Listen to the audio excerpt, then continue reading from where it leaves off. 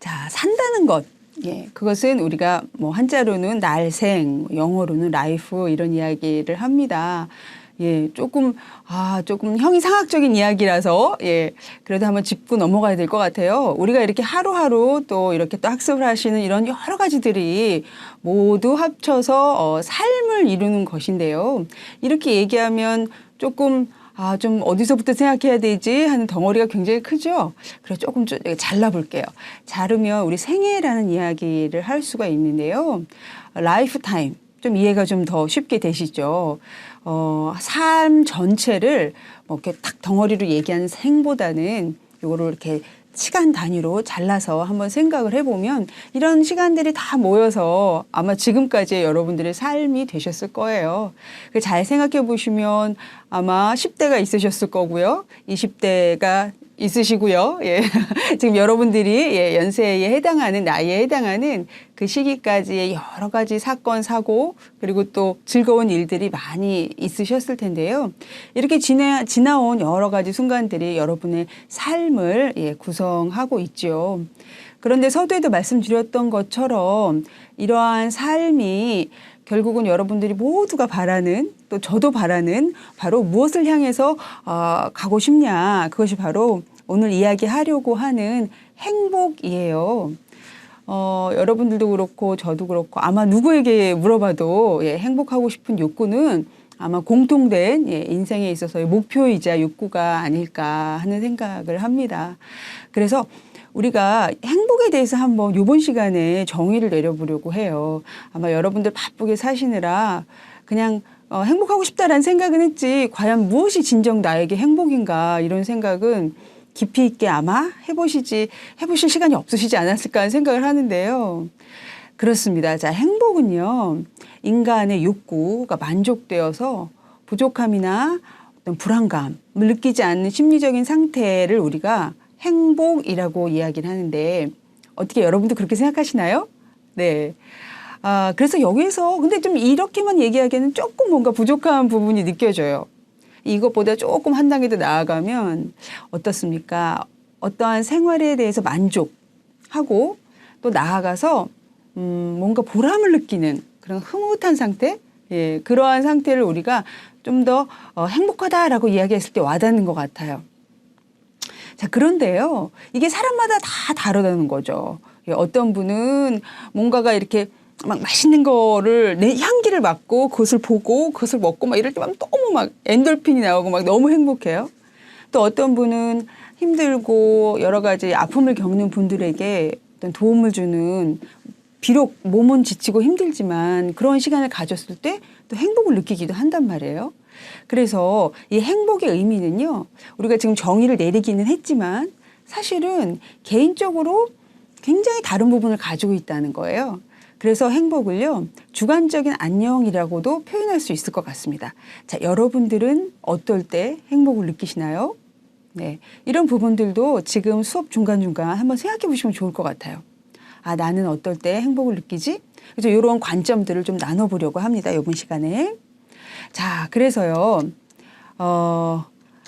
행복에 대한 부분을 네, 우리는 여러 가지 차원으로 좀 정의를 내려볼 수가 있는데요. 여러분들 심리학적으로만 이번 시간에 좀 얘기해 보려고 해요. 현재까지 심리학은요, 행복한 상태를 유지하기 위해서 어떤 부정적인 상태를 제거하는 것이 굉장히 우선시 되었어요. 그러니까 예를 들자면 굉장히 불안하고 요즘 삶이 너무 지치고 우울하고 행복감을 전혀 느끼지 못해. 그런데 그런 시간이 계속 반복되면 정말 삶의 질이 떨어지겠죠. 그랬을 때 우리가 좀 선택하는 게 심리 상담을 받는 그러한 시간을 좀 갖기도 하는데요. 심리 상담을 받으러 가시면 첫 번째로 그 문제에 대해서 찾을 때 나를 힘들게 하는 게 무엇인가에 대해서 좀 들여다보게 됩니다. 자, 그런데요, 우리 좀 이렇게 생각해 보면 어떨까요? 우리가 인생을 살면서 행복한 순간만 있을 수 있을까요? 오늘 하루 또는 어제를 한번 떠올려 보셔도 그것은 행복한 순간과 또 힘들고 또 지치는 순간 또 뭔가가 좀 고민스러웠던 순간 막 여러 가지 상황들이 아마 복합적으로 있으셨을 거예요. 자, 그래서 우리가 좀 생각에 대한 행복에 대한 또는 어떠한 인생을 바라보는 시각에 대한 요 패러다임을 조금 바꿀 필요가 있는데 그때 제시가 된 게 긍정 심리학입니다. 그래서 인생을 생각하고 인생이 너무 큰 단위를 하면 정말 오늘, 어제, 일주일을 생각해 보면 행복한 순간도 있고 내가 행복한 건지 힘든 건지에 대한 생각도 못하고 지나간 순간도 있고 그리고 또 너무 지치고 힘들다라고 생각했던 순간들이 여러분들 분명히 있으셨을 거예요. 네, 지금 한번 떠올려 보시면 좋을 것 같습니다.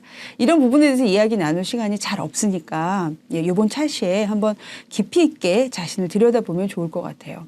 그래서 그렇게 어쩌면 인생 자체가 행복함 또는 힘듦 또는 보람참 뭐 이런 것들이 다 여러 가지 사건들이 지속적으로 일어나는 그런 시간들인데 우리가 여기서 힘든 부분에 대해서 계속 뭔가의 문제 해결을 하려고 하면 우리에게 무엇이 계속 잊혀져 가느냐? 보람 있고 행복했던 의미 있던 순간보다는 힘들고 고통스러운 순간을 제거하는 거기에만 너무 많은 시간과 에너지가 집중이 된다는 거죠. 그래서 긍정심리학은요. 부정적인 것들을 무조건 무시하고 우리는 행복하게 가야 돼. 그러니까 부정적인 어떤 내가 그것도 또한 나니까 힘든 부분을 무시하고 가는 것이 아니라 인생 안에서 있는 긍정적인 부분과 부정적인 부분, 힘든 부분과 행복한 부분을 균형 있게 바라보고 그 중에서 어떠한 부분에 대해서 좀 더 에너지를 주고 그 부분을 내 인생에서 좀 더 확대시켜 나갈 것인가에 대해서 좀 고민해 보는 게 바로 긍정 심리학인데요.